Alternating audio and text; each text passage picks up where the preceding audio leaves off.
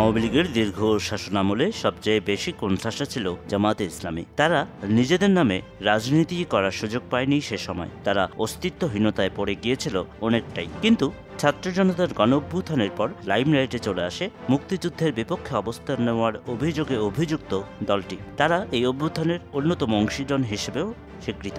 এখন তারা পুরোদমে দল গোছানোর কাজে লেগে পড়েছে। শুধু তাই নয়, নির্বাচনে সংসদে নিজেদের উল্লেখযোগ্য আসন নিশ্চিতে ইসলামী ও মধ্যমপন্থী কিছু দলকে নিয়ে জোট গঠনেরও জোর প্রচেষ্টা চালাচ্ছে বলেও জানা গেছে। এছাড়া ইতিমধ্যে তারা নির্বাচনকে কেন্দ্র করে প্রার্থী ঘোষণার কাজও শুরু করে দিয়েছে।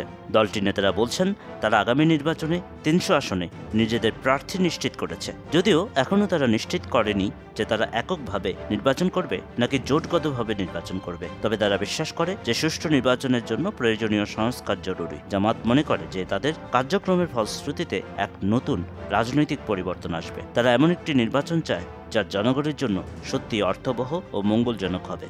এদিকে এখনও নির্বাচনের কোনো সম্ভাব্য তারিখ নির্ধারণ করেনি অন্তর্বর্তী সরকার। তবে প্রধান উপদেষ্টা অধ্যাপক মোহাম্মদ ইউনূস জাতির উদ্দেশ্যে দেওয়া এক ভাষণে সম্ভাব্য সময়সীমা হিসেবে চলতি বছরের শেষে কিংবা আগামী বছরের শুরুর কথা উল্লেখ করেছিলেন। সেই সম্ভাব্য নির্বাচনকে সামনে রেখেই দেশের ৬টি জেলার অন্তত ৩২টি আসনে জামাতের পক্ষ থেকে সম্ভাব্য প্রার্থীদের নাম ঘোষণা করা হয়েছে বলে বিবিসির এক রিপোর্টে উল্লেখ করা হয়েছে। সেসব ঘোষিত আসনগুলোর মধ্যে টাঙ্গাইলে ৮টি, নেত্রকোনার ৫টি, ফরিদপুরের ৪টি, কিশোরগঞ্জের ৫টি এবং ময়মনসিংহের ১১টির মধ্যে ১০টি সংসদীয় আসনে দলীয় প্রার্থীদের নাম ঘোষণা করেছে দলটি। তবে জামাতের ফরিদপুর জেলা আমির মোহাম্মদ বদরুদ্দিন বলেছেন, ফরিদপুরের ৪ প্রার্থীর নাম কেন্দ্র থেকেই চূড়ান্ত করা হয়েছে। জামাতে ইসলামের সেক্রেটারি জেনারেল মিয়া গোলাম পরওয়ার এ বিষয়ে বলছেন, জেলা ও অঞ্চল ভিত্তিক প্রার্থী বাছাই হচ্ছে দলীয় নীতিমালার ভিত্তিতে। তবে নির্বাচনের জন্য আমরা কিন্তু কেন্দ্র থেকে এখনো আনুষ্ঠানিক প্রার্থী তালিকা ঘোষণা করিনি। নির্বাচন যখন আসবে তখন সেটি হবে। এখন সংসদ নির্বাচন যখনই হোক তার জন্য আমাদের দলীয় প্রস্তুতি চলছে।